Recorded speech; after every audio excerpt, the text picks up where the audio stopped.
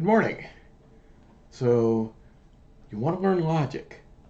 That's something nowadays that's very good to work on, to be able to make sure that you understand how to reason, how to use the reason which within your mind and within your soul.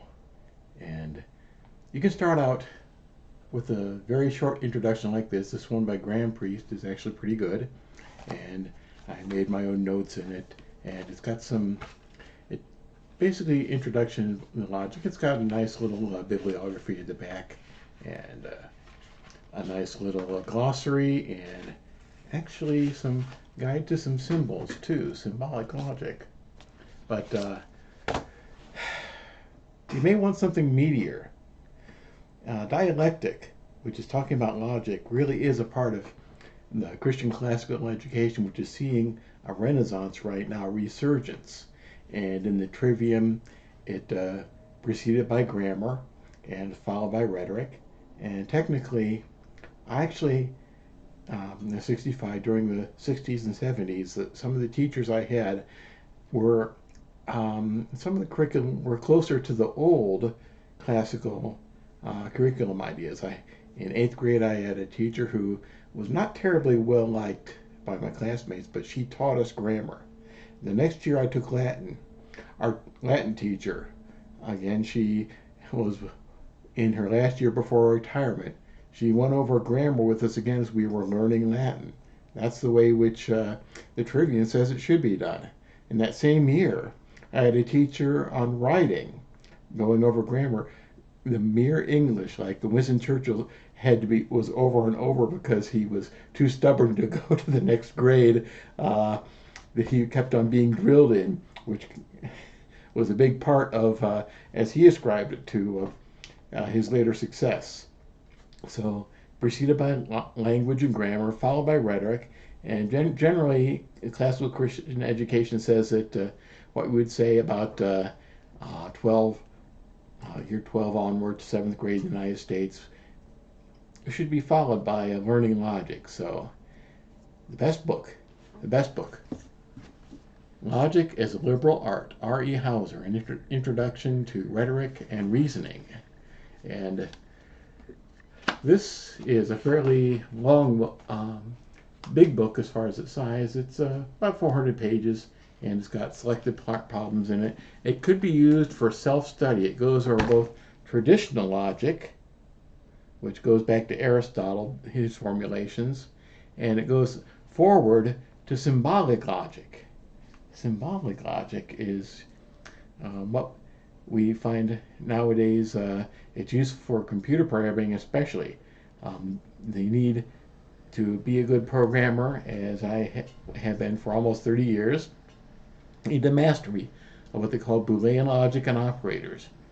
Computer programming is sequence of commands, selection, and iteration. The selection part is where the Boolean comes in primarily. It can also rule the part of the iteration where you go over another series of commands to be performed or a series of data to be transformed.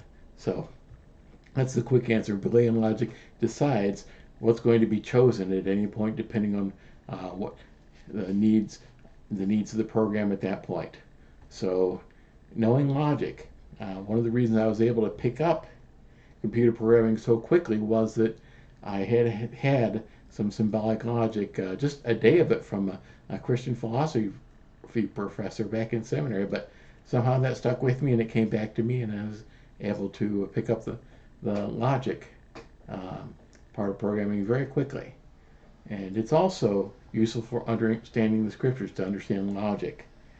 Dallas Willard, I'll put a link to the article in here, has an article on Jesus the logician.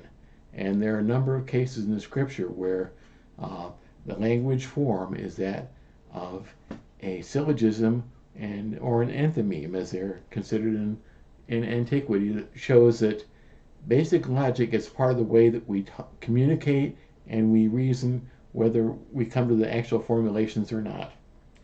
And how necessary this is, C.S. Lewis talked a lot about in The Abolition of Man, targeted the lack of logic in what he was seeing in the textbooks. And the textbook which he deals with in there, I can remember having an English textbook like that myself back around the 5th or 6th grade, but I would have preferred to have something like traditional logic, traditional reasoning to be able to go to. And again, this can be done for self-study.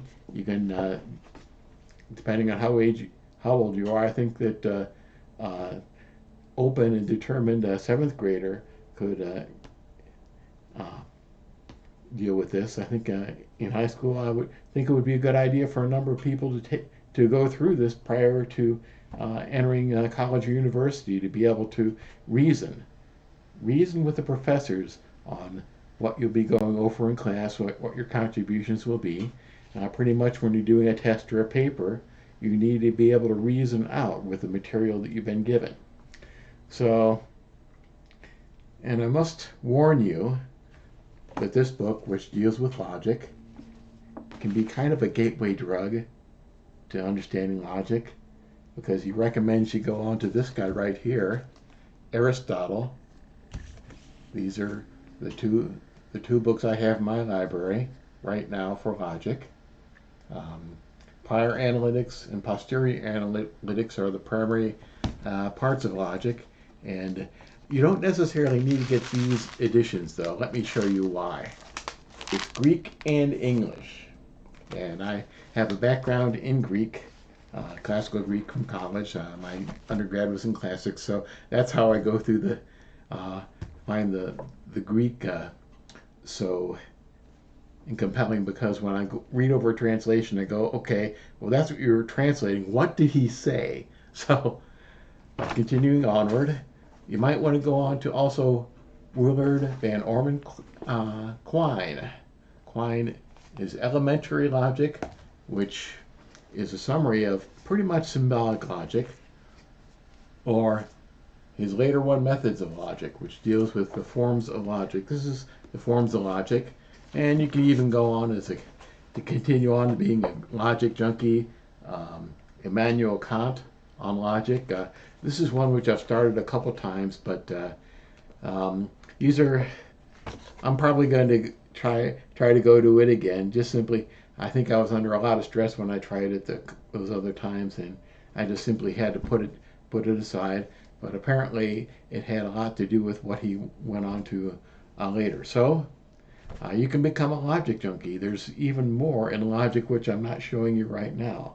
John Stuart Mill, C.I. Lewis, not C.S. Lewis, but C.I. Lewis, the other philosopher, C.S. Peirce, and again, coming back to Kant on logic. So there's a lot you can do here. You can become a logic junkie, and I hope that this has been helpful to you. I hope if you're going on to study in your life that you're looking at logic, reasoning, because nowadays there are people that say that our emotions make us human. Traditionally, and going all the way back, our reason, our ability to reason, is a big part of what makes us human. And as a Christian, if we're going to love God with all our heart and soul and mind and spirit, loving Him with our mind, I think this is kind of a way of offering up our mind to Him right now, to make the best of it that we can, to know how to reason as best we can. Thank you for your time. Thank you for your attention. I hope this has been helpful, and I hope that you become more and more logical.